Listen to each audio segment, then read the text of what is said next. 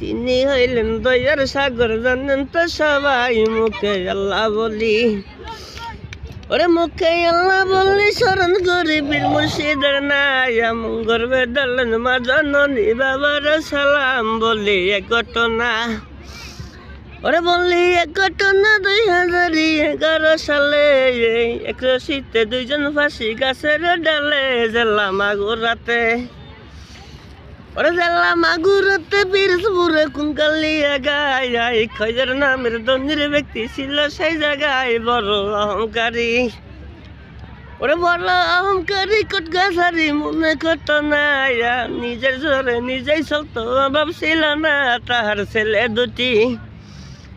ওরে তাহার ছেলে দুটি মেয়ে একটি বড় সুন্দরী, নাম ছিল তার সীমা আক্তার, সবারে বলির জানি চাঁদকুমারী।